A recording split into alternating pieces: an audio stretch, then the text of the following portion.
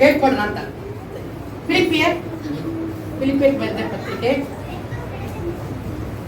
1ನೇ ಅಧ್ಯಾಯ 9-10. ಫಿಲಿಪಿಯರ್ 1ನೇ ಅಧ್ಯಾಯ. ಮತ್ತು ನಾನು ದೇವರನ್ನು ಪ್ರಾರ್ಥಿಸಿ ನಿಮ್ಮ ಪ್ರೀತಿಯು ಹೆಚ್ಚುತ್ತಾ ಪೂರ್ಣ ಜ್ಞಾನ ವಿವೇಕಗಳಿಂದ ಕೂಡಿ ಉತ್ತಮ ಕಾರ್ಯಗಳು ಯಾವುವೆಂದು ನೀವು ವಿವೇಚಿಸುವವರಾಗಿರಬೇಕೆಂತಲೂ ಕ್ರಿಸ್ತನು ಬರುವ ದಿನದಲ್ಲಿ ನೀವು ಸರಳವಾಗಿಯೂ ನಿರ್ಮಲರಾಗಿಯೂ ಯೇಸು ಕ್ರಿಸ್ತನ ಮೂಲಕವಾಗಿರುವ ಸುನೀತಿ ಎಂಬ ಫಲದಿಂದ ತುಂಬಿರುವವರಾಗಿಯೂ ಕಾಣಿಸಿಕೊಂಡು ದೇವರಿಗೆ ಘನತೆಯನ್ನು ಸ್ತೋತ್ರವನ್ನು ತರಬೇಕೆಂದು ಬೇಡಿಕೊಳ್ಳುತ್ತೇನೆ. ತಮಿಳಲ್ಲಿ ಈ ವಾಕ್ಯ ಮಾತ್ರ ಒಂದ್ಸಲ 11ನೇ ವಾಕ್ಯ ಮಾತ್ರ ಕ್ರಿಸ್ತುವಿನ ಆಳುಕೆಂದ್ರೆ ಅದೇ ಫಿಲಿಪಿಯರ್ 1ನೇ ಅಧ್ಯಾಯ 11ನೇ ವಾಕ್ಯ. ಫಿಲಿಪಿಯರ್ 1ನೇ ಅಧ್ಯಾಯ 11ನೇ ವಾಕ್ಯ ಮಾತ್ರ. ಸರಳವಾಗಿಯೂ ನಿರ್ಮಲರಾಗಿಯೂ ಯೇಸು ಕ್ರಿಸ್ತನ ಮೂಲಕವಾಗಿರುವ ಸುನೀತಿ ಎಂಬ ಫಲದಿಂದ ತುಂಬಿದವರಾಗಿಯೂ ಕಾಣಿಸಿಕೊಂಡು ದೇವರಿಗೆ ಘನತೆಯನ್ನು ಸ್ತೋತ್ರವನ್ನು ತರಬೇಕೆಂತಲೂ ಬೇಡಿಕೊಳ್ಳುತ್ತೇನೆ. ಏನ್ ಹೇಳಿದರೆ, ಏಸಪ್ಪನು ಬರೋ ದಿವಸ ತಂಗ ನಾವ್ ಹೆಂಗಿರ್ಬೇಕಂತ? ಶುದ್ಧವಾಗಿಯೂ ಇಡಲಟ್ರಾಗಿ ಸರಳವಾಗಿಯೂ ನಿರ್ಮಲರಾಗಿಯೂ ಇರಬೇಕು ಅಲ್ವಾ? ಹಾಗಾದ್ರೆ ಈಗ ನಾವು ಪಂದಿ ಇದೆ. ಈ ಪಂದಿಯಲ್ಲಿ ನಿಮಗೆಲ್ಲರಿಗೂ ಗೊತ್ತಿರ್ತದೆ, ಏಸಪ್ಪ ಪಂದಿಯಲ್ಲಿ ನಾವು ಪವಿತ್ರವಾಗಿ ಪಾಲ್ಕೋಬೇಕು. ಇಲ್ಲದೇ ಇದ್ರೆ ಕಟ್ಟ. ಈಗ ನಿಮಗೆ ಒಂದು ಕೆಲವು ಮಾತುಗಳು ಹೇಳುತ್ತೀನಿ.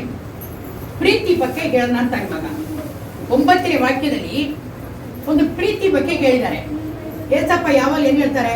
ಎಲ್ಲರ ಮೇಲೆ ಪ್ರೀತಿ ಮಾಡಿ ಪ್ರೀತಿಯಾಗಿರ್ಬೇಕು, ನಾವೆಲ್ಲರೂ ಪ್ರೀತಿಯಿಂದ ಜೊತೆಗಿರ್ಬೇಕು, ಯಾರ ಗಲಾಟೆ ಮಾಡಬೇಕು ಹೇಳ್ತಾನೆ ಇದ್ದಾರೆ ತಾನೆ.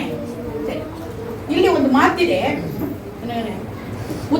ತಮಿಳಲ್ಲಿ உத்தமமான நீங்க ஒப்புக்கொள்ளத்தக்கதாக உங்கள் அன்பானது அறிவிலும் எல்லா உணர்விலும் இன்னும் அதிகமாய் பெருகணும். ಅಂದ್ರೆ ನಿಮ್ಮ ಪ್ರೀತಿಯು ಹೆಚ್ಚುತ್ತಾ ನೀವು ಜ್ಞಾನ ಮತ್ತು ಪೂರ್ಣ ವೇಗದಿಂದ ಕೂಡಿ ಬರಬೇಕಂತ. ಹಾಗಂದ್ರೆ ನೋಡಿ, ಪ್ರೀತಿಯಿಂದ ನಾವೆಲ್ಲರಿಗೂ ಪ್ರೀತಿ ಅಂತ ಇರ್ತೀವಿ, ಆದ್ರೆ ನಮ್ಮ ಪ್ರೀತಿಯು ಒಳ್ಳೇದಾಗಿರ್ಬೇಕು. ಎಲ್ಲಾರು ಏನ್ ಹೇಳ್ತಾರೆ ಗೊತ್ತಾ? ಏಸಪ್ಪನ ಮಕ್ಕಳು ತುಂಬಾ ಪ್ರೀತಿ ಹೊಂದವರು, ಇನ್ನೊಂದು ಇಲ್ವಾ?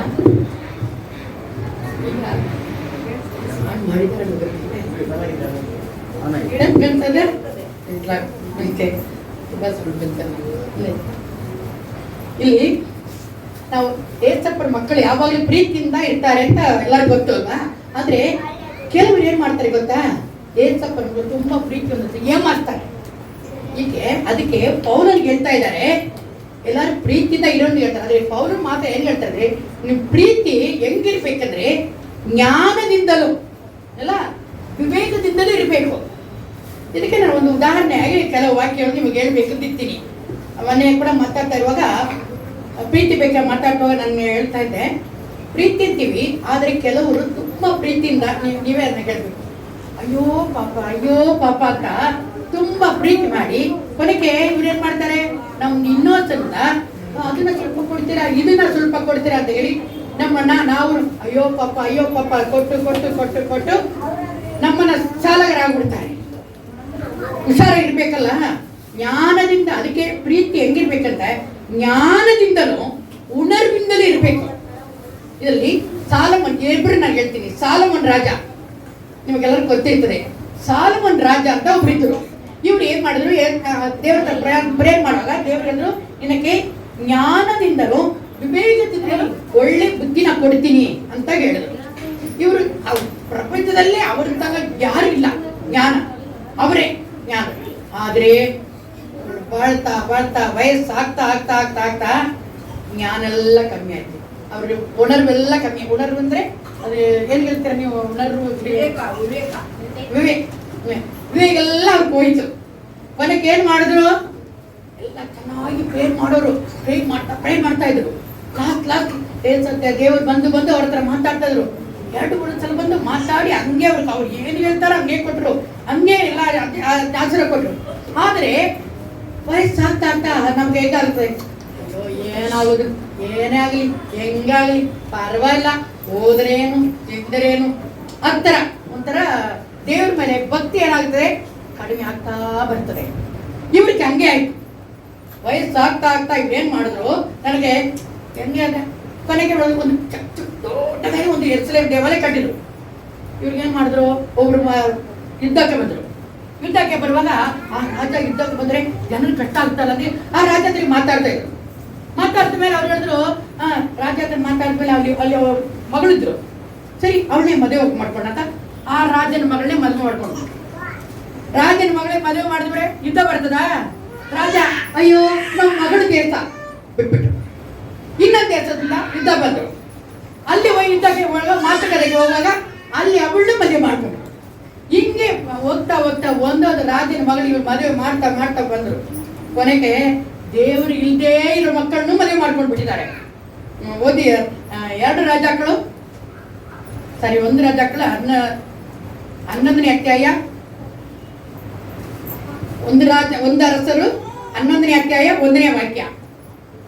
ಅರಸನಾದ ಸೊಲೊಮೋನನ ಫರೋಹನ ಮಗಳಲ್ಲದೆ ಮೂವಾಬ್ಯರು, ಅಮೋನಿಯರು, ಎದೋಮಿಯರು, ಶೆದೋನಿಯರು, ಹಿತ್ತಿಯರು ಎಂಬಿ ಜನಾಂಗಗಳ ಸ್ತ್ರೀಯರನ್ನು ಮೋಹಿಸಿದನು. ಬೇರೆ ಬೇರೆ ಜಾತಿ ಜನರು, ದೇವರಿಲ್ಲ, ಏಸಪ್ಪ ಇಲ್ಲ, ಅವ್ರ ಭಕ್ತಿ ಇಲ್ಲ, ಏನಿಲ್ಲ. ಅವ್ರ ಹತ್ರ ಹೋಗಿ ಇವ್ರು ಏನ್ ಮಾಡ್ಬಿಟ್ರು, ಅಯ್ಯೋ ಯುದ್ಧ ಬದ ಆ ಅರಸನ ಮಕ್ಕಳೆಲ್ಲ ನೋಡಿ ಎಲ್ಲಾರು ಮದುವೆ ಮಾಡ್ಕೊಂಡ್ಬಿಟ್ಟಿದ್ದಾರೆ. ಮದುವೆ ಆದ್ಮೇಲೆ ಏನಾಯ್ತು, ಎಲ್ಲ ಯುದ್ಧ ನಿಂತು. ಯಾಕಂದ್ರೆ ಯಾರು ಯುದ್ಧ ಮಾಡಿಲ್ಲ. ಆದ್ರೆ ರಾಜನಿಗೆ ಬುದ್ಧಿ ಕೆಟ್ಟೋಯ್ತು. ಅವ್ನಿಗೆ ಹೆಂಗಿದ್ರೆ ಅಷ್ಟೊಂದು ವಿವೇಕ ಇತ್ತು. ಅವನು ಪ್ರೀತಿ ಮಾಡಿ ಕೊನೆಗೆ ಎಂತಿಯರು ಏನ್ ಮಾಡಿದ್ರು, ನಿನಗೆ ಮಾತ್ರ ಒಂದು ಚರ್ಚಿ, ಇಷ್ಟು ದೊಡ್ಡ ಚರ್ಚಿ ಕಟ್ಟಿದೆಯಲ್ಲ, ಅಂದ್ರೆ ನಮಗೊಂದು ದೇವಾಲಯ ಕಟ್ಟಿಕೊಡು ಅಂತ ಹೇಳ್ತಾರಲ್ವಾ. ಮನೇಲಿ ನಾವ್ ಹೆಂಗೆ ಬೇರೆ ಮದುವೆ ಮಾಡ್ಕೊಂಡ್ರೆ ಏನ್ ಮಾಡ್ತಾರೆ, ಅದಕ್ಕೆ ಹೇಳೋದೆಲ್ಲರೂ ಬೇಡ, ಏಸಪ್ಪನ ಮಕ್ಕಳೇ ಮದುವೆ ಮಾಡಿ ಬೇರೆಯವ್ರ ಹತ್ರ ಹೋಗ್ಬೇಡ. ಯಾಕೆ ಹೇಳ್ತಾರೆ ಅಂದ್ರೆ ಅವ್ರ ಹಂಗೆ ನೈಸಾಗಿ ನಮ್ಮನ್ನ ಹಳ್ಳಕ್ಕೆ ಕರ್ಕೊಂಡು ಹೋಗ್ಬಿಡ್ತಾರೆ, ಪಾದಾರಕ್ಕೆ ಕರ್ಕೊಂಡು ಹೋಗ್ಬಿಡ್ತಾರೆ. ಆದ್ರೆ ಅರಸನ್ ಹೇಳಿದ್ರು, ನಾವು ತುಂಬಾ ಬುದ್ಧಿವಂತನು, ದೇವರೇ ನನ್ನ ಹತ್ರ ಬಂದು ಹೇಳಿದ್ದಾರೆ, ನಾ ಅಷ್ಟು ಬುದ್ಧಿವಂತರು. ಅವ್ರ ಬೈಬಲ್ ಹಾಕಿದ ಪ್ರಪಂಚದಲ್ಲೇ ಅವ್ರ ತರ ಯಾರಿಲ್ವಂತ ಬುದ್ಧಿವಂತರು. ಅದಕ್ಕೆ ಮುಂಚೆನಿಲ್ವಂತ, ಅದಕ್ಕೆ ಹಿಂದೇನಿಲ್ವಂತ. ಅಷ್ಟೊಂದು ಬುದ್ಧಿವಂತರು ಅವರು, ವಿವೇಕಿಯವರು. ಆದರೆ ವಯಸ್ಸಾಗ್ತಾ ಮದುವೆ ಆಗ್ತಾ ಎಷ್ಟು ಅಂತಿರು ಅಂತಾರೆ, ತುಂಬಾ 1000 ಗೆಲ್ತಾ ಇದ್ದಾರೆ ಅಲ್ಲೇ. ಅಷ್ಟೊಂದು ಮದುವೆ ಎಂತೇನು ಮಾಡಿದ್ರು, ನೈಸಾಗಿ ಬುದ್ಧಿನ ಚೇಂಜ್ ಮಾಡಿ ನಿನಗೊಂದು ದೇವಾಲಯ ಕಟ್ಟಿದ, ನನಗೊಂದು ಟೆಂಪಲ್ ಕಟ್ಟಿದ. ಸರಿ ಹೋಗ್ಲಿ ಪರವಾಗಿಲ್ಲ ಎಂತ ಹೇಳಿದ್ಮೇಲೆ ಬಿಡಕ್ಕಾಗುತ್ತದ? ಬೈತಾರ ಮನೆಯಲ್ಲಿ ಸಂತೋಷ ಇರಕ್ಕಾಗುತ್ತದ? ನಮ್ದು ಲೈಫಲ್ಲೇ ನೋಡಿ, ಎಂಡಾಗ ಎಂತಿರುವಾಗ ಏನೋ ಒಂದು ಆಸೆ ಪಟ್ಟು ಒಂದು ಹೇಳಿ ಅವ್ರು ಕೊಟ್ಟಿಲ್ಲ ಅಂದ್ರೆ ಕೋಪ ಬರುತ್ತೆ. ನೀವು ಇಷ್ಟಕ್ಕೆ ತರ್ತೀರಾ, ಇಷ್ಟಕ್ಕೆ ತಂದಿಲ್ಲ ಅಂತ ಕೋಪ. ಅಲ್ಲಿ ರಾಣಿ ಹಂಗೆ ಗಲಾಟೆ ಮಾಡುದು. ಸರಿ ಹೋಗಮ್ಮ, ಒಂದು ಟೆಂಪಲ್ ಕಟ್ಟಿ ಕೊಟ್ಟಾಯ್ತು, ನೀನು ಹೋಗಿ ಪೂಜೆ ಮಾಡ್ಕೊಂತ. ಒಂದ್ ದಿವಸ ಹೇಳಿದ್ರೆ, ನಾನೇ ಯಾವಾಗ್ಲೂ ಪೂಜೆ ಮಾಡ್ತೀನಿಲ್ಲ, ನೀವು ಒಂದ್ ದಿವಸ ಬನ್ನಿ ಪೂಜೆ ಬಿಡಕ್ಕೆ. ಅವಾಗ ರಾಜ ಏನ್ ಹೇಳ್ಬೇಕು, ಹೋಗ್ಬಾರ್ದಮ್ಮ, ನೀನೇ ಹೋಗ್ಬಾರ್ದು. ನನ್ನನ್ನು ಯಾವಾಗ ಮದುವೆ ಮಾಡಿದೀಯೋ ಅವಾಗ ನನ್ನ ದೇವರ ಬರ್ಬೇಕಂತಾನೆ ಹೇಳ್ಬೇಕು. ನೀವು ಹೇಳಿ, ನಾವು ಬಿಟ್ಕೊಡಕ್ಕಾಗುತ್ತದ? ನಮ್ಮ ಹೆಸರು ಇದಾರಲ್ಲ, ಜೀವಂತ ದೇವರಲ್ವಾ? ಹಂಗೆ ರಾಜ ಕೇಳಿದ್ರೆ ಬಿಟ್ಟು ಇವರು ಆ ಕಡೆ ಹೋಗ್ಬಿಟ್ಟಿದ್ದಾರೆ. ಒಂದ್ ದಿವಸ ಮಾತ್ರ ಬಂದು ಪೂಜೆ ಮಾಡಿ ಅಂತ ಇವತ್ತು ಸುಮ್ಮನೆ ತಾನೇ ನಿಂತೀವಿ ಅಂತ ಹೋದ್ರು. ನೆಕ್ಸ್ಟ್ ಟೈಮ್ ಪೂಜೆ ಮಾಡಿ ಅಂತ ಇವರು ಪೂಜೆ ಮಾಡಕ್ ಸ್ಟಾರ್ಟ್ ಮಾಡಿಬಿಟ್ಟಿದ್ದಾರೆ. ಸರಿನಾ ಅದು? ಹಂಗಾದ್ರೆ ದೇವ್ರ ಅಷ್ಟೊಂದು ಬುದ್ಧಿ ಕೊಟ್ಟರು, ಏನಾಯ್ತು? ಪ್ರೀತಿ. ಅವ್ರು ಏನ್ ಹೇಳ್ತಾರೆ, ನಾನು ಎಲ್ಲಾರ ಮೇಲೆ ಪ್ರೀತಿ ಮಾಡಿದೆ ಅಂತ. ಅದಕ್ಕೆ ನಮ್ ಪ್ರೀತಿ ಹೆಂಗಿರ್ಬೇಕಂದ್ರೆ ನಾವೇನ್ ಮಾಡ್ತೀವಿ, ಪ್ರೀತಿ ಅಂತ ಹಂಗೆ ನಾವು ತೋದು ಹೋಗ್ಬಾರ್ದು. ನಾವು ಬುದ್ಧಿಯನ್ನ ನಮ್ ಕೈ ಇಟ್ಕೋಬೇಕು. ಲೇಡೀಸ್ಗಾದ್ರೆ ಸರಿ, ಜೆಂಟ್ಸ್ಗಾದ್ರೆ ಸರಿ, ಎಲ್ಲರೂ ಹೇಳ್ತಾ ಇದಾರೆ ನಾವು ತುಂಬಾ ಪ್ರೀತಿ ಅಂತ. ಅಯ್ಯೋ ಪಾಪ ಅಂದ್ರೆ ಅಷ್ಟೇ ನಮ್ಮ ಗಾದೆ ಹೇಳ್ತಾ ಇರ್ತಾರೆ. ಗಂಡಸರಿಗೆ ಬಂದು ಅವರು, ಅಯ್ಯೋ ಸರ್ ಚೆನ್ನಾಗಿದ್ದೀರ ಸರ್, ತುಂಬಾ ಒಳ್ಳೆಯವರಾಗಿದೆ ಸರ್, ಸ್ವಲ್ಪ ಒಂದು 10 ರೂಪಾಯಿ ಕೊಡಿ ಸರ್, ಒಂದು 100 ರೂಪಾಯಿ ಕೊಡಿ ಸರ್ ಅಂದ್ರೆ, ಅಯ್ಯೋ ಪಾಪ ಎಷ್ಟು ಸರ್ಪ್ರೈಸ್ ಅಂದ್ರೆ ನಮ್ಗೆ ತುಂಬ ಕಷ್ಟ, ನಮಗೆ ಅಷ್ಟು ಕಷ್ಟ, ಮಕ್ಕಳು ಊಟ ಇಲ್ಲ, ತಿಂಡಿ ಇಲ್ಲ. ನಾವು ಹೇಳಿದ್ಮೇಲೆ ಏನಾಗುತ್ತದೆ? ಕಲ್ಗೊತ್ತಿದ್ದ ನಮಗೆ, ಯಾಕೆ ನಮ್ಮನೆ ಏಸಪ್ಪ ಮಕ್ಕಳು ತಾನೆ, ಕಲ್ಗೊತ್ತೀವಿ ತಾನೆ, ಹೊರಗೆ ನೋಡ್ತೀವಿ. ಸರಿ ನೀವೇಂತಿ, ಸರಿ ಹೋಗಮ್ಮ 10 ರೂಪಾಯಿ ಕೊಡ್ತೀವಿ. ನೆಕ್ಸ್ಟ್ ಹೆಂಗೆ ಸಾಕಾಗ್ತಾರೆ ನಮ್ಮ ಮಕ್ಕಳಿಗೆಲ್ಲ ಸಾಕಾಗ್ತಾರೆ. ಹೋಗ್ಲಿ ಅಮ್ಮ 100 ರೂಪಾಯಿ ತಗೋ. ಆಮೇಲೆ ಸರ್ 500 ರೂಪಾಯಿ ಕೊಡಿ ಸರ್, ಆಮೇಲೆ ನಾಳೆ ಕೊಡ್ತೀನಿ. ಆಮೇಲೆ ಹೇಳ್ತಾರೆ ನಮ್ಮ ಏನ್ ಮಾಡ್ತೀವಿ, ಪರವಾಗಿಲ್ಲ. ಆಮೇಲೆ 10 ದಿವಸ ಬಿಟ್ಟು ಅಮ್ಮ 500 ರೂಪಾಯಿ ಕೊಟ್ಟಿಲ್ಲ ಬಿಡ, ಖಾಲಿ ಆಯ್ತು ಸರ್, ಇನ್ನೊಂದು 500 ರೂಪಾಯಿ ಕೊಡಿ. ಹಿಂಗ ಕೊನೆಗೆ ನಾವು ಯಾರು ಸಾಲಗಾರ ಆಗ್ಬಿಡ್ತೀವಿ ಅಲ್ವಾ? ಹಿಂಗೆ ಅದಕ್ಕೆ ಬುದ್ಧಿ ಕೇಳ್ಕೊಟ್ಟಿದ್ದಾರೆ ಇಲ್ಲಿ. ನಾವೇನ್ ಮಾಡ್ತೀವಿ, ಕೊನೆಗೆ ಏನ್ ಮಾಡ್ತೀವಿ, ಹಂಗೆ ಹಂಗೆ ಹಂಗೆ ಹೇಳಿ ಹೇಳಿ ಹೇಳಿ ಹೇಳಿ ಕೊನೆಗೆ ಒಬ್ರು ಪಾಪ 10 ವರ್ಷ ಆಯ್ತು ಅಂತ ಕೊನೆಗೆ ನೋಟಿಸ್ ಬಂದಿತ್ತು ಅವ್ರಿಗೆ. ತುಂಬಾ ಯಾರೋ ಒಬ್ರು ತಗೊಂಡಿರ್ಕೆ ಇವ್ರು ಸೈನ್ ಮಾತ್ರ ಹಾಕಿ ಸರ್ ಸಾಕು ಅಂದ್ರೆ ಇವ್ರು ಸೈನ್ ಹಾಕ್ಬಿಟ್ಟಿದ್ದಾರೆ. ಪರವಾಗಿಲ್ಲ ಸೈನ್ದಾರ ಹೇಳ್ತಾರೆ, ನಾಳೆ ಕಟ್ಟುಬಿಡ್ಬೇಕಾ, ದುಡ್ಡಿದೆ ಆಗ್ತಿದೆ ಕಟ್ಟುಬಿಡ್ತಾರೆ ಅಂತ ಅವ್ರ ನಮಗೆ ಕೊಡ್ತಾರಾ? ಮಾಡ್ತಾರೆ. ಹಾಗಾದ್ರೆ ನಮ್ಮ ಪ್ರೀತಿ ಹೆಂಗಿರ್ಬೇಕಂದ್ರೆ ಬುದ್ಧಿ ಸಮೇತ ಇರಬೇಕು. ನಾನು ಹೇಳ್ಕೊಡೋದು, ಯಾಕಂದ್ರೆ ನಮ್ಮ ಸಭೆ ಮಕ್ಕಳಕ್ಕೂ ವಿಶೇಷವಾಗಿ ನಾನು ಹೆಣ್ಮಕ್ಳಕ್ಕಂತೂ ಒಂದು ಮನೆಗೆ ಹೋಗಿರುವಾಗ ಹಂಗೆ ಹೇಳಿದೆ, ಅವ್ರು ಹಂಗೆ ಹೇಳಿದ್ರು, ಅಯ್ಯೋ ನಾವು ಈ ಥರನೇ ಮಾರಿದ್ಬಿಟ್ಟೆ ಅಂತ. ಅದಕ್ಕೆ ನಾನು ಹೇಳ್ಕೊಡೋದು, ಗಂಡಸರಲ್ಲಿ ಲೇಡೀಸ್ ಏನು ಮಾಡ್ತಾರೆ, ಹಂಗೆ ಅಯ್ಯೋ ಪಾಪ ಅಂತ ಮಾರ್ಬಿಟ್ಟು ಕೊನೆಗೆ ಏನು ಮಾಡ್ತಾರೆ, ಮನೆಗೆ ಬಂದು ಹತ್ಕೊಳ್ತಾ ಇರ್ತಾರೆ. ತಪ್ಪಾಗ್ಬಿಡುತ್ತಲ್ಲ. ಸ್ವಲ್ಪ ಯಾಕಮ್ಮ ಅಳ್ತೀಯಾ ಅಂತ ಸ್ವಲ್ಪ ಮುಟ್ಟಿ ನೋಡ್ತಾರೆ. ಆಮೇಲೆ ಹೇಳಿದ್ರೆ ಕಣ್ಣೀರನ್ನ ಒರೆಸ್ತಾರೆ. ಆಮೇಲೆ ಏನ್ ಮಾಡ್ತಾರೆ, ತಪ್ಪಾಗ್ತದೆ. ಅದರಿಂದ ನಮ್ಮ ಪ್ರೀತಿನೇ ಇದ್ರು ಕೂಡ ನಾನು ಸ್ಪಷ್ಟವಾಗಿ ಹೇಳ್ತೀನಿ, ನಿಮ್ಗೆಲ್ಲ ಅರ್ಥ ಆಗ್ತಂತ ಹೇಳ್ತಾ ಇದ್ದೀನಿ. ಯಾಕಂದ್ರೆ ನನಗೆ ವಾಕ್ಯ ಹೇಳ್ಕೊಡ್ಬೇಕಂತ ಇವತ್ತು ನಿನ್ನೆ ಒಂದು ಮನೆಗೆ ಹೋಗಿರುವಾಗ ಅಲ್ಲಿ ಪ್ರೇಯರ್ ಹೋಗಿರುವಾಗ ಹೇಳಿದ್ರು. ಆಮೇಲೆ ಈ ವಾಕ್ಯನ ಕನ್ನಡದಲ್ಲಿ ನಮ್ಮ ಮಕ್ಕಳಿಗೆ ಹೇಳ್ಬೇಕಂತ ನನಗೆ ಹೇಳಿದಕ್ಕೆ ನಾನು ಇವಾಗ ಹೇಳ್ತಾ ಇದ್ದೀನಿ. ಅರ್ಥ ಆಗುತ್ತೆ ತಾನೇ? ಯಾಕಂದ್ರೆ ನಾವು ಹೆಂಗಿರ್ಬೇಕಂದ್ರೆ ನಮ್ಮ ಪ್ರೀತಿ ಜಾಸ್ತಿ ಇದೆ. ಏಸಪ್ಪ ಮಕ್ಕಳು ಇನ್ನೂ ಚೆಂದಾಗಿರ್ತೀವಿ. ನಾವೆಲ್ಲ ನಂಬ್ತೀವಿ. ಯಾಕಂದ್ರೆ ಕೊರಿಂಥಿಯರು ಹಾಕಿದಾರಲ್ಲ 13ನೇ ಅಧ್ಯಾಯದಲ್ಲಿ, ಪ್ರೀತಿ ಇರೋರು ಯಾವುದು ನಂಬ್ತಾ ಅಂತ. ನಾನು ಒಂದು ಕಾಲದಲ್ಲಿ ಹಂಗೆ ಐತೆ, ಯಾವುದು ನನಗೆ ಯಾವುದೇ ಹೇಳಿದ್ರು ಸರಿ ಹಂಗೆ ಅಂತೀನಿ ಅಂತೀನಿ. ಮೊನ್ನೆ ಒಂದು ಇದು ಅದು ನಮ್ಮ ಯಜಮಾನಿದಾರಲ್ಲ ಏನಾದ್ರೂ ಹೇಳ್ತಾರೆ, ಹೌದಾ ನಿಜವಾ ಅಂತೀನಿ. ಆಮೇಲೆ ಅಯ್ಯೋ ನೀವು ಬೇರೆ ಅಂತಾರೆ. ನಾನೇ ಯಾಕೆ ನನ್ನ ಮಾಡ್ತೀರಾ ನೀವು? ನಾವು ಹೇಳ್ಬಿಡ್ತೀವಿ ಒಳ್ಳೇದೇ ಕೇಳ್ತಾ ಇರ್ತಾ ನಾವು ನಿಜ ಅಂತ ನಂಬ್ತೀವಿ. ಯಾಕಂದ್ರೆ ನಮ್ಮಲ್ಲಿ ಏಸಪ್ಪ ಮಕ್ಕಳು ನಮ್ಮ ಪ್ರೀತಿ ಹಂಗೆ ಮಾಡುತ್ತೆ. ಅದಕ್ಕೆ ಫಿಲಿಪಿಯರು ಏನ್ ಹೇಳ್ತಾ ಇದ್ದಾರೆ, ನೀವು ಪ್ರೀತಿ ಹೆಂಗಿರ್ಬೇಕಂದ್ರೆ ಬುದ್ಧಿಯಲ್ಲೂ ಇರ್ಬೇಕು, ಅದು ಮಾತ್ರ ಇಲ್ಲ ಹುನರ್ಬಲ್ಲಿ ಇರ್ಬೇಕು, ಮನಸ್ಸಿಂದಾನು ಇರ್ಬೇಕು. ಕೆಲವು ಕೇಳ್ತಾರೆ ಏನ್ ಮಾಡ್ತಾರೆ ಗೊತ್ತಾ, ಬುದ್ಧಿಯಲ್ಲಿ ಮಾತ್ರ ಪ್ರೀತಿ ಇರ್ತಾರೆ. ನಾವು ಏನ್ ಮಾಡ್ತೀವಿ, ನಾನು ಇವತ್ತು ಕೊಟ್ರೆ ನಾಳೆ ನನಗೂ ಕೊಡ್ತಾರೆ. ಇವಾಗ ನಾವು ಹಂಗೆ ಮಾಡ್ತೀವಲ್ಲ, ಗಿವ್ ಅಂಡ್ ಟೇಕ್ ತರ. ಕೆಲವು ಟೈಮಲ್ಲಿ ಪ್ರೀತಿ ಮಾಡೋದು ಫ್ರೆಂಡ್ಸ್ ಆದ್ರೆ ಅಕ್ಕಪಕ್ಕ ನಮ್ಮ ಮೇಲೆ ಬಿಡ್ತೀವಿ. ಇವತ್ತು ನಾನು 100 ರೂಪಾಯಿ ಕೊಟ್ರೆ ನಾಳೆ ನನಗೆ ಕಷ್ಟ ಅಂದ್ರೆ ಅವ್ರು ಕೊಡ್ತಾರಲ್ಲ, ಆ ಥರ ನಾವು ಪ್ರೀತಿ ಮಾಡ್ತೀವಿ. ಆದ್ರೆ ಏಸಪ್ಪ ಏನ್ ಹೇಳ್ತಾರೆ, ಒಂದು ವೇಳೆ ಕೊಟ್ಟಿಲ್ಲ ಅಂದ್ರೆ ಕೋಪ ಬರುತ್ತೆ. ಪ್ರೀತಿ ಹೆಂಗಾಗುತ್ತದೆ, ಕೋಪ ಆಗುತ್ತದೆ, ಫೈಟಿಂಗ್ ಆಗುತ್ತದೆ ಅಲ್ವಾ? ಆಯ್ತಾ? ಪ್ರೀತಿ ಹೆಂಗಿರ್ಬೇಕಂತ ಹೇಳ್ತಾ ಇದ್ದಾರೆ, ಬುದ್ಧಿನೂ ಇರ್ಬೇಕು, ಗುಣರು ಸಾರುವುದ ಇರ್ಬೇಕು, ಮನಸ್ಸು ಸಾರ್ದು ಇರ್ಬೇಕು. ಮನಸ್ಸಂದ್ರೆ ಹೋಗಿ ಪರವಾಗಿಲ್ಲ, ನಾವೆಲ್ಲ ಹಂಗೆ ಯಾರಾದ್ರೂ ಹೇಳಿದ್ರೆ ತಗೊಳ್ಳಿಮ್ಮ ಇಲ್ಲಿ ಕೊಡ್ಬೇಡ, ಕೊಡ್ತೀನಿ ಅಂತ ಹೇಳಿ ತಗೊಂಡ್ಬಿಟ್ರೆ ನಮ್ಗೆ ಕೋಪ ಬರ್ತದೆ. ಕೊಡ್ಬೇಡಮ್ಮ ಇಟ್ಕೊಳ್ಳಿ ಅಂದ್ಬಿಟ್ರೆ ನಮ್ಗೆ ಕೋಪ ಬರಲ್ಲ. ಹಾಗಾದ್ರೆ ಏಸಪ್ಪ ಏನ್ ಹೇಳ್ತಾ ಇದ್ದಾರೆ, ಗುಣಪೂರ್ವವಾಗಿ ಇರ್ಬೇಕು. ಇವಾಗ ಸಮಾರ್ಟನ್ ನೋಡಿ, ಇವಾಗ ಲೂಕನು 10ನೇ ಅಧ್ಯಾಯ 33ನೇ ವಾಕ್ಯ. ನಮ್ಮ ಪ್ರೀತಿ ಹೆಂಗಿರ್ಬೇಕಂದ್ರೆ ಲೂಕನು 10ನೇ ಅಧ್ಯಾಯ 33ನೇ ವಾಕ್ಯ. ಆದರೆ ಒಬ್ಬ ಸಮರದವನು ಪ್ರಯಾಣ ಮಾಡುತ್ತಾ ಅವನಿದ್ದಲ್ಲಿಗೆ ಬಂದು ಅವನನ್ನು ಕಂಡು ಕನಿಕರಿಸಿ ಅವನ ಹತ್ತಿರಕ್ಕೆ ಹೋಗಿ ಅವನ ಗಾಯಗಳಲ್ಲಿ ಎಣ್ಣೆಯನ್ನು ದ್ರಾಕ್ಷಾರಸವನ್ನು ನೋಡಿ ಏಸಪ್ಪ ಏನ್ ಮಾಡುದು, ಸಮರಿ ಒಬ್ಬನು ಬಿದ್ದಿದ್ದಾನೆ, ರೋಡಲ್ಲಿ ಬಿದ್ದಿದ್ದಾನೆ, ಅನ್ಕಾನ್ಸೆಪ್ಟ್ ಬಿದ್ದಿದ್ದಾನೆ. ಒಬ್ರು ನೋಡಿದ್ರು ಅಯ್ಯೋ ಕನ್ನಡ, ಇನ್ನೊಬ್ರು ನೋಡಿದ್ರು ಅಯ್ಯೋ ಚರ್ಚಿಗೆ ಟೈಮ್ ಆಯ್ತಪ್ಪ ಅಂತ ಹೋದ್ರು. ಯಾರು ಅವನ್ನ ಹುಡುಕಿಲ್ಲ, ಅವನಿಗೆ ಸಹಾಯ ಮಾಡಲ್ಲ. ಅವ್ನು ಹಿಂದೇನು ಏನ್ ಮಾಡಿದಾರಂತೆ, ಅವನು ಸಮಾರಿನ ಬಂದ. ಅವನು ಸಮಾರಿ ಅಂದ್ರೆ ಅವನು ಯಾರನ್ನೂ ಅವನು ಮುಟ್ಟಲ್ಲ ನೋಡಲ್ಲ. ಅವನು ಬಂದ, ಅಯ್ಯೋ ಬಿಟ್ಟಿದಾನಲ್ಲಪ್ಪ ಅಂತ ಹೇಳಿ ಅವನ ಮೇಲೆ ಕರುಣೆ ತೋರಿಸಿ ಅವನ್ನ ಎಬ್ಸಿ ನೀರ್ ಹಾಕಿ ಔಷಧಿಯೆಲ್ಲ ಹಾಕಿ ಅವನ್ನ ಹಾಸ್ಪಿಟ್ಲ್ ಹಾಕ್ಬಿಟ್ಟು ಆಮೇಲೆ ಹೇಳ್ದ ಏನಾದ್ರು ಹೆಚ್ಚು ಕಡಿಮೆ ಜಾಸ್ತಿ ಆದ್ರೂ ಕೂಡ ನಾನು ಬಂದು ಕೊಡ್ತೀನಿ, ಸ್ವಲ್ಪ ಚೆನ್ನಾಗಿ ಟ್ರೀಟ್ ಮಾಡಿ ಅಂತ ಹೇಳ್ದ. ಬಿಟ್ಟವನಕ್ಕೋ ಇವಾಗ ಏನಾದ್ರು ಸಂಬಂಧ ಇದೆಯಾ? ಅವ್ರು ರೋಡಲ್ಲಿ ಹೋಗೋರು. ಇವಾಗ ನೀವೇ ನೋಡಿ, ರೋಡಲ್ಲಿ ಒಬ್ರು ಆಕ್ಸಿಡೆಂಟ್ ಬಿಟ್ಟಿದ್ದಾರೆ, ನಮಗೂ ಅವ್ರಿಗೆ ಸಂಬಂಧ ಇದೆಯಾ? ಆದ್ರೆ ನಾವೇನ್ ಮಾಡ್ತೀವಿ, ಏನಾಯ್ತು ನೋಡಿ ಹೆಂಗಿಂದ ಸರಿಯಾಗುತ್ತೆ ನೋಡಿ, ಸ್ವಲ್ಪ ನೀರು ಕೊಡ್ತೀರಾ ಹೇಳಿ ಹಾಸ್ಪಿಟ್ಲ್ಗೆ ಕಳಿಸ್ತೀವಿ. ಇದ್ರೆ ಕಳಿಸ್ತೀವಿ, ಇದ್ರೆ ನಾವು ಏನು ಮಾಡ್ತೀವಿ, ಸರಿ ಚೆನ್ನಾಗಿದ್ದೀರಾ ಓಕೆ ಅಂತ ಬಿಡ್ತೀವಿ. ನಮ್ಗೆ ಏನೋ ಸಹಾಯ ಮಾಡ್ಬೇಕಂತ ಈ ತರ. ಆದರೆ ನಮಗ್ ಅವ್ರಿಗೆ ಏನಾದ್ರು ಸಂಬಂಧ ಇದೆಯಾ? ಇಲ್ಲ. ಏಸಪ್ಪ ಏನ್ ಹೇಳ್ತಾರೆ, ಆ ಥರದ ಸಂಬಂಧ ನೀವು ಇಲ್ಲೇ ಇರೋರಿಗೆ ನೀವು ಸಹಾಯ ಮಾಡ್ಬೇಕಂತಾರೆ.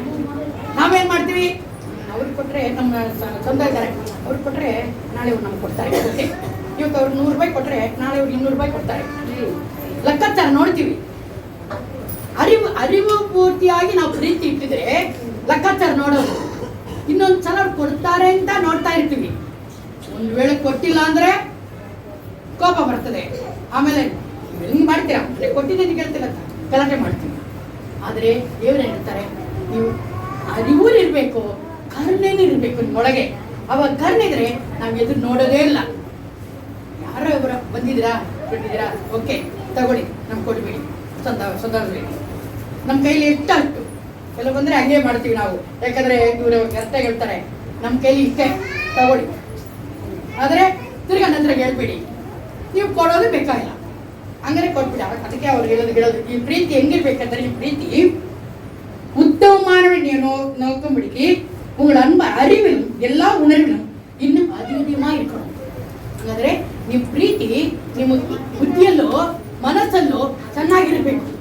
ಹಂಗಿದ್ರೆ ನಿಮ್ಮ ಪ್ರೀತಿ ಸಂತೋಷವಾಗಿರುತ್ತದೆ, ನಿಮ್ಮ ಪ್ರೀತಿ ನಿಜವಾಗಿರ್ತದೆ ಅಲ್ವಾ? ನಿಮ್ಮನ್ನ ಏನ್ ಮಾಡ್ತಾರಂತೆ, ಯಾವ ಒಳ್ಳೆ ನೀತಿಯ ಕನಿ, ನೀತಿ ಕನಿ ಕನ್ನಡದಲ್ಲಿ ಏನಮ್ಮ 10ನೇ ವಾಕ್ಯದಲ್ಲಿ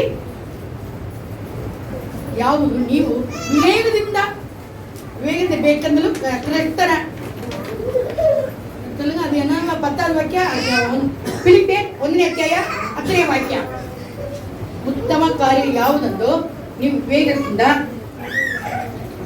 ಕ್ರೈಸ್ತರ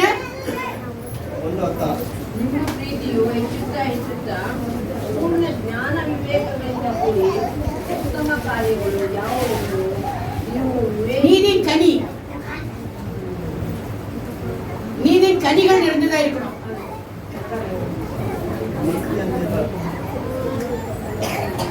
ನೀವು ಒಳ್ಳೆ ಹಣ್ಣು ಕೊಡೋರಾಗಿ, ಅಂದ್ರೆ ದೇವರ ಪ್ರೀತಿನ ದೇವ್ರಿಗೆ ಇಷ್ಟವಾದ ಹಣ್ಣು ಕೊಡೋರಾಗಿ ಒಳ್ಳೆಯವರಾಗಿ ಇರ್ಬೇಕಂತ ಹೇಳ್ತಾರೆ. ಪರಿಶುದ್ಧ ಮನಸ್ಸಿಂದ ಒಳ್ಳೆ ಮನಸ್ಸಿಂದ ನೀವು ಇರ್ಬೇಕು ಯಾವಾಗಲಂತ ಏಸಪ್ಪ ಅದೇ ನಮಗೆ ಬುದ್ಧಿ ಕೇಳೋ ತರ ಅವ್ರಿಗೆ ಹೇಳ್ತಾ ಇದ್ದಾರೆ ನಮಗೆ. ಇವಾಗ ನಾವು ಬಾಳೆ ಹೆಂಗಿದೆ ಇಲ್ಲ ಆ ತರ ಇರ್ಬೇಕು. ಈಗ ಸಮಾಜ ಹೇಳ್ತಾರ ನಮ್ಮ ಬಾಳಲ್ಲಿ ಇರ್ಬೇಕು. ನೆಕ್ಸ್ಟ್ ಅವ್ರಿಗೆ ಹೇಳ್ತಾರ ನೀವು ಶುದ್ಧವಾಗಿ ಪರಿಶುದ್ಧವಾಗಿ ಇರ್ಬೇಕು. ಇನ್ನೊಂದು ವಾಕ್ಯ ನಿಮ್ಗೆ ಕೇಳ್ತಾ ಇದ್ದೀನಿ, 5ನೇ ವಾಕ್ಯ ಅದೇ ಫಿಲಿಪ್ಪಿಯರಲ್ಲಿ 1ನೇ ಅಧ್ಯಾಯ. ನಾನು ನಿಮ್ಮನ್ನು ನೆನೆಸಿಕೊಳ್ಳುವಾಗಲೆಲ್ಲ ನೀವು ಮೊದಲಿಂದ ಇಂದಿನವರೆಗೆ ಸುವಾರ್ಥ ಪ್ರಚಾರದಲ್ಲಿ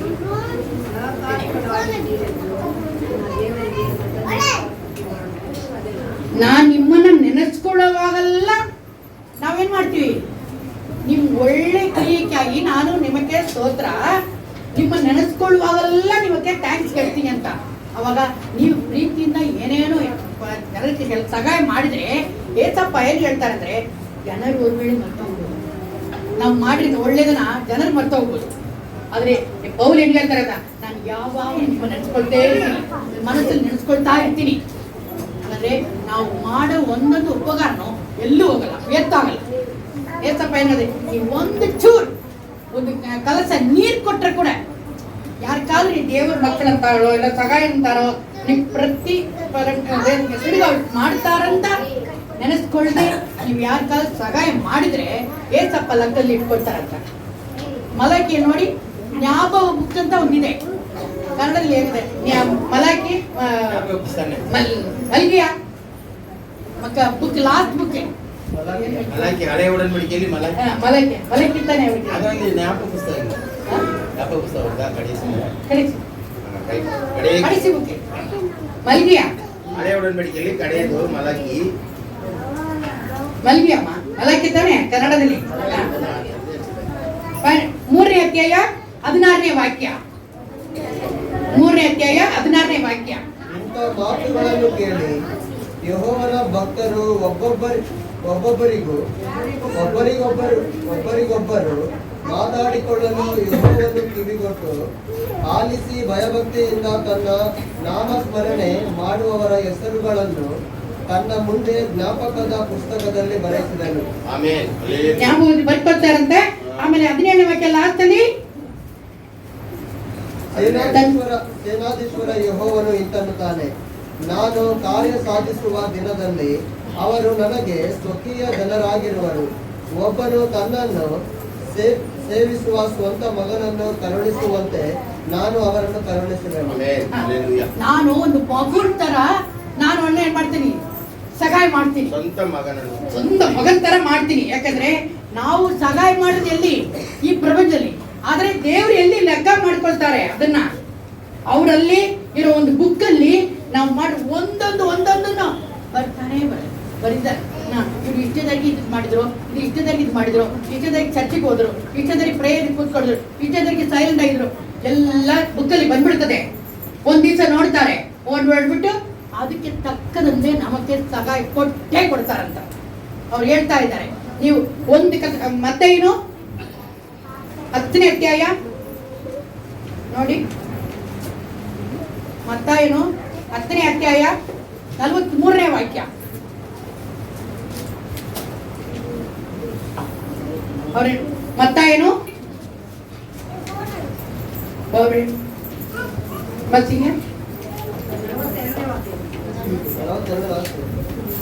41-42 ಶಿಷ್ಯನಲ್ಲಿ ಯಾವನಾದರೂ ತಮ್ಮಿಗೆ ತಣ್ಣೀರನ್ನಾದರೂ ಕುಡಿಯುವುದಕ್ಕೆ ಬರತಕ್ಕ ಪ್ರತಿಫಲವು ಅವನಿಗೆ ತಲುಪುವುದೇ ಇಲ್ಲವೆಂದು ನಿಮಗೆ ಸತ್ಯವಾಗಿ ಹೇಳುತ್ತೇನೆ.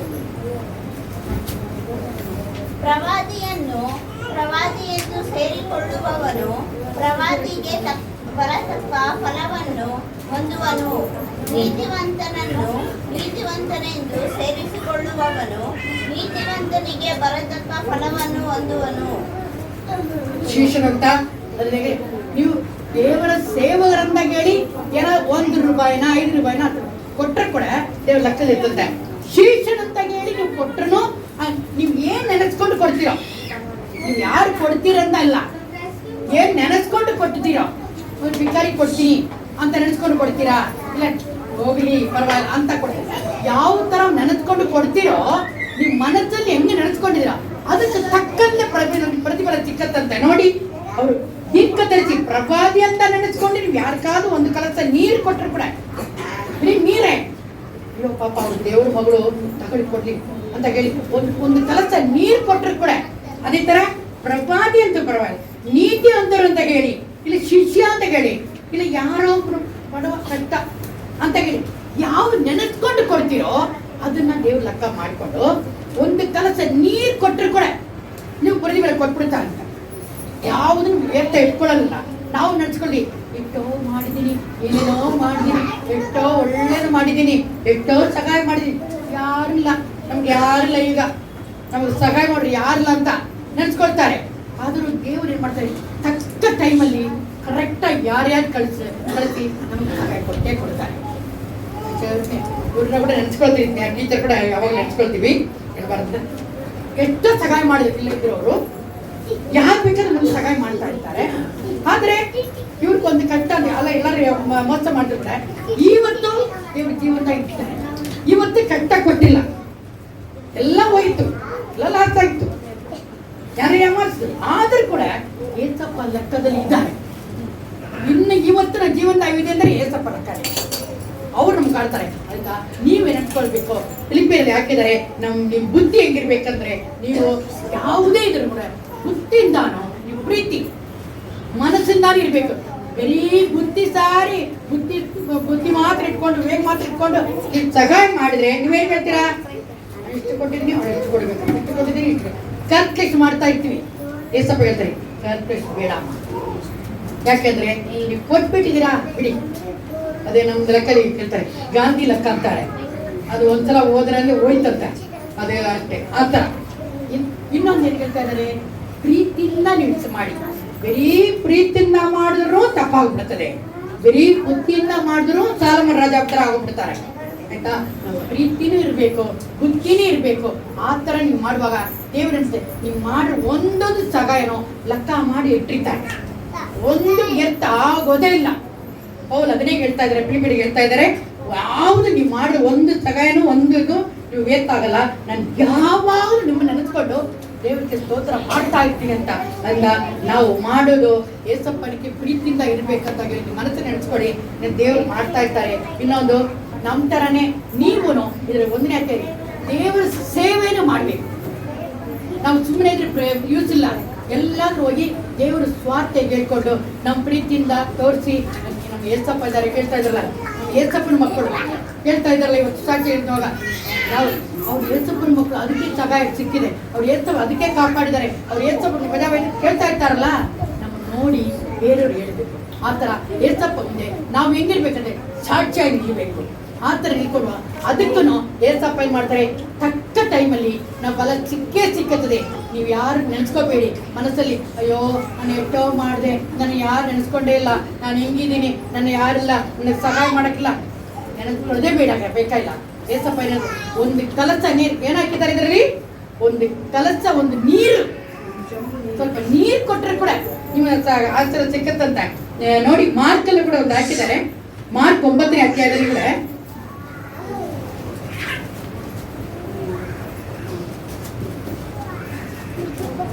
61ನೇ ವಾಕ್ಯ.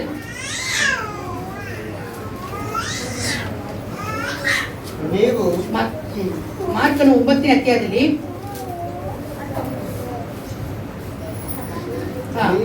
41ನೇ ವಾಕ್ಯ.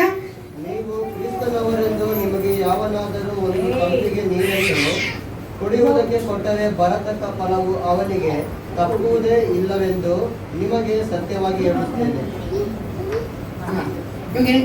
ಒಂದು ಕಲಸ ನೀರು ಕೊಟ್ಟರೆ ಕೂಡ ಏನೋ ಹೇಳ್ತಾ ಇದ್ದಾರೆ ಅವರು, ಮರೆಯಲ್ಲ.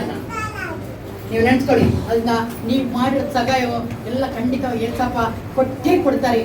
ಯಾವ ಟೈಮಲ್ಲಿ ಕೊಡ್ಬೇಕಂತ ಏಸಪ್ಪ ಗೊತ್ತು. ತಕ್ಕ ಟೈಮಲ್ಲಿ ನೀವು ಇಲ್ಲವಲ್ಲ, ನಮ್ಗೆ ಇಲ್ಲ, ಸತ್ತೋಗ್ತೀವಿ, ಕಷ್ಟಪಡ್ತೀವಿ, ನಮ್ಗೆ ಏನಪ್ಪ ನಾಳೆ ಹೆಂಗಾಗುತ್ತೋ ಅಂತ ನೆನೆಸ್ಕೊಳ್ಳ ಅಂದ ಪ್ರಚುರ ಏಸಪ್ಪ ಹೇಳ್ತಾರೆ, ನಾನು ಸಹಾಯ ಮಾಡ್ತೀನಿ. ಏಸಪ್ಪನ ಸಹಾಯ ಬಂದೇ ಬರ್ತದೆ ಅಂತ. ನೀವು ಯಾರು ಯಾವುದಕ್ಕೂ ಬೀದರಾಗಬೇಡಿ, ಮನಸ್ಸಿನ ಕಷ್ಟ ಆಗಬಾರ್ದು. ನೀವು ಯಾವಾಗಲೂ ನೆಚ್ಕೊಳ್ಳಿ, ಬುದ್ಧಿಯಿಂದಾನೋ ಮನಸ್ಸಿಂದಾನೂ ಪ್ರೀತಿ ತೋರಿಸ್ಬೇಕು ಏಸಪ್ಪ ಹತ್ರ, ಏಸಪ್ಪ ಮಕ್ಕಳ ಹತ್ರ, ಏಸಪ್ಪ ಪ್ರಪಂಚದ ಮಕ್ಕಳ ಹತ್ರನೂ ಕೂಡ ನೀವು ಬುದ್ಧಿಯಿಂದಾನೋ ಮನಸ್ಸಿಂದಾನೋ ನೀವು ಯಾವುದು ಒಂದು ಎದುರು ನೋಡದೆ ನೀವು ಅದೇ ಅವ್ರು ಮಾಡ್ತಾರೆ ಅಂತ ಹೇಳಿಲ್ಲ. ಏಸಪ್ಪ ನಾನು ಮಾಡ್ತೀನಿ, ನನ್ನ ಕೈಲಿ ಆಯ್ತು ನಾನು ಮಾಡ್ತೀನಿ, ನನ್ನ ಕೈಲಿ ಆಗಿಲ್ಲ ಅಂದ್ರೆ ನಾನು ಮಾಡೋಕ್ಕಾಗಲ್ಲ, ಇವತ್ತು ನನ್ನ ಕೈಲಿ ಆಯ್ತು ನಾನು ಮಾಡ್ತೀನಿ ಅಂತ ನೀವು ಮಾಡುವಾಗ ಏಸವು ಒಂದು ಕಲಸ ನೀರು ಕೊಟ್ಟರೆ ಕೂಡ ಅದರಲ್ಲಿ ಆಚರ ಕೊಟ್ಟೇ ಕೊಡ್ತಿಂದ ಆಚರ ಮಾಡಿದ್ದಾರೆ. ಅದರಿಂದ ಅದು ಮಾತ್ರ ಅಲ್ಲ, ದೇವರ ಕಾಯಿ ನೀವು ಹಣ್ಣು ಕೊಡೋರ ಇರಬೇಕು. ಅದು ಮಾತ್ರ ಅಲ್ಲ, ದೇವರು ನೀವು ಕೊನೆ ತಂಗ ಕ್ರಿಸ್ತನ ಅವ್ರು ಬರೋ ತಂಗ ನೀವು ಹೆಂಗಿರ್ಬೇಕು, ಪರಿಶುದ್ಧವಾಗಿನೋ ಶುದ್ಧವಾಗಿಯೋ ಹೆಂಗಿರ್ಬೇಕು. ಆ ಥರ ಇದ್ದರೆ ದೇವ್ರಿಗೆ ಹೇಳ್ತಾರೆ, ಖಂಡಿತವಾಗಿ ನಿಮ್ಮನ್ನು ನಾನು ಪರಲೋಕಕ್ಕೆ ಕರ್ಕೊಂಡು ಹೋಗ್ತೀನಿ ಅಂತ ಹೇಳಿ ನಮ್ಗೆ ವಾಗ್ದಾನ ಮಾಡಿದ್ದಾರೆ. ಖಂಡಿತವಾಗಿ ನಮ್ಮ ಆಚಾರ ಕೊಟ್ಟೇ ಕೊಡ್ತಾರೆ. ನಮ್ಮ ಆಲಯದ ಮಕ್ಕಳೆಲ್ಲರೂ ತುಂಬಾ ಒಳ್ಳೆಯವರಾಗಿ, ತುಂಬಾ ಪರಿಶುದ್ಧರಾಗಿ, ತುಂಬಾ ಆಚರ ಒಂದವರಾಗಿ ಇರ್ಬೇಕಂತ ಹೇಳ್ತಿರ್ತಾರೆ. ದೇವರು ನಿಮ್ಮನ್ನ ಆಚರಣೆ ಮಾಡ್ತಾರೆ.